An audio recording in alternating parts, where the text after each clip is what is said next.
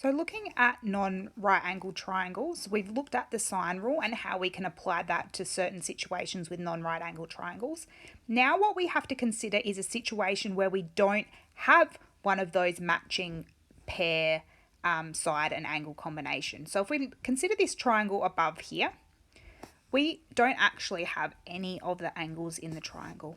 And without knowing what any of the angles are, we can't use the sine rule, because then we would have two unknowns in the equation.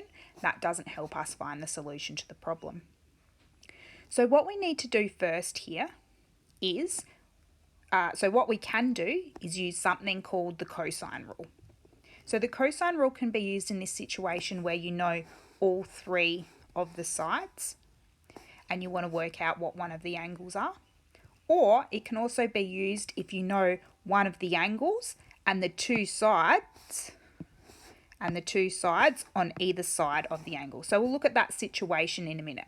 First, what we're going to look at is how to use the cosine rule when we want to know one of the angles in a non-right angled triangle, when all the information we know is the length of all the sides here. So again, what we need to do first is we need to label all of the sides of our triangle. And you can see here, I put the cosine rule down the bottom here, okay? We use the same labeling technique as what we do with the sine rule, okay? So side C here, lowercase c, is going to be the side that's opposite this big angle here, this angle which is the capital C. So in this case here, where we know which angle we want to work out, we're going to straight away label that angle uppercase C, because you can see using the cosine rule, there is only one angle that we use in this equation, okay? So that angle has to be the one that we want to find out. So in that case, lowercase c would be this length over here, because that's the side opposite x, okay? And the way that we label the other two doesn't really matter in this case, okay? So I'm going to label this top one A, this one little a, this angle here B, and this one lowercase b. Okay. So what we want to do now is we want to put all of these values that we've got into the equation below. Okay, so c squared is going to be 4.5 squared is equal to 6.8 squared plus 3.2 squared, take away 2 times 6.8 times 3.2 multiplied by the cosine of our angle x. Okay, so that's cosine of that angle x. That's what we're trying to work out. Okay, so this equation is quite complex, okay, and it is quite long-winded. So what I like to do is break this up into chunks. Work out sections at a time and put the individual answers in, and then we can rearrange it once we've simplified it as much as possible. So the first thing that I'm going to do here is going to do 4.5 squared. I'm going to work out what that is. And that's 20.25. So I'm actually going to put the value in here. Okay. If you are happy with working this out on one hit in your calculator, you can do that.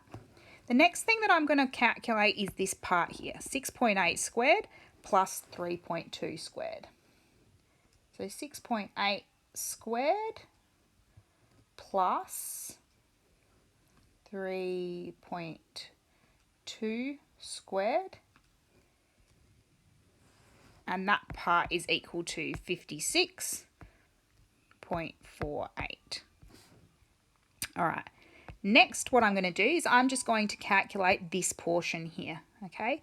The 2 times 6.8 times 3.2, 2 times 6.8 times 3.2, which gives me 43.52 times the cosine of x.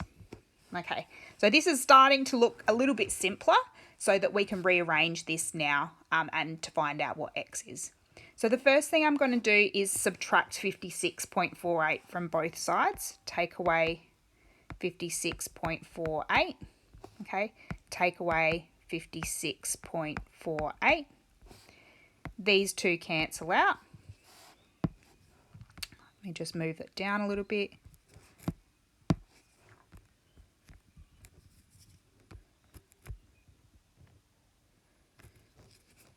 So what I'm left with now is I've got 20.25. 20.25, take away 56.48, which leaves me with negative 36.23 equals negative 43.52 times the cosine of x. Okay, now remembering this 43.52, this negative 43.52 is multiplied by the cosine. I'm going to divide both sides by that negative 43.52. Negative 43.52. These two cancel out. And what I'm left with is a value for cosine of x divided by negative 43.52. Okay, so that gives me a decimal place that looks something like this, 832, and it goes on. Okay, so now what I need to do is I need to apply the inverse cosine of this 0.832, which is now going to give me the answer for x. Okay, and when I do that, cosine, I get an answer for x of 33.64 degrees. Okay, so that's the size of that unknown angle there. Like I said, the cosine rule is a little bit more complex, but if you break it down into steps, it's just rearranging equations and algebra that we've used before. So the next example that I want to look at is when we know one of the angles in the triangle here, and we know the two sides on either side of that angle, and we want to find out the length of the other side in this triangle. Okay, so again, we can use the cosine rule for this. So let's write the cosine rule down again to refresh our memory. So we've got c squared equals a squared plus b squared, take away 2ab times the cosine of c. Okay, and again here we need to be careful about the way that we label our triangle. So when we're labeling our triangle, we've only got one angle in the equation, so that angle is going to be our capital C. Okay, so in this case we know 84, we want to use that angle, that's going to be our capital C, which makes our unknown side over here lowercase c. Again, with these other two sides, it doesn't matter which way around we label them, A and B. Okay, and we can also label the corresponding angles to those even though we don't use them in the equation. So again, it's a matter of plugging everything into the equation here. Okay, so C is what we want to find out. So we can put our x squared in there, is going to be equal to 52 squared plus 34 squared, take 2 times 52 times 34 times the cosine of 84.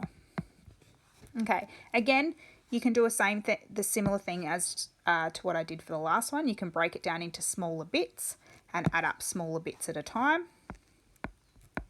Or you can do this calculation in one step.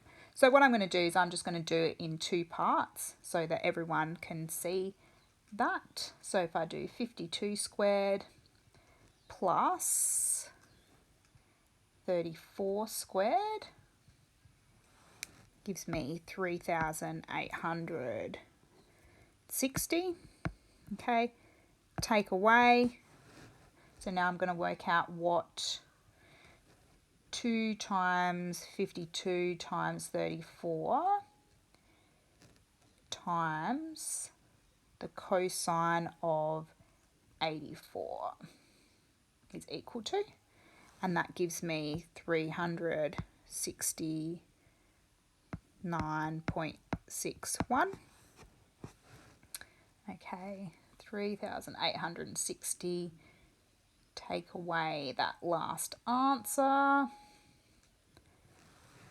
So that gives me x squared equals 3,490.39. Therefore, x is going to be equal to the square root of 3,490.39, which equals square root answer 59.08 meters. Okay, so remember the units. The units are important on the end of these. So that's how we use the cosine rule to find unknown angles and sides in a triangle. But again, if you can use the sine rule, use that one first. That will always be the simpler equation to use in these scenarios. If you can't use the sine rule, then the next option is the cosine rule for you to use.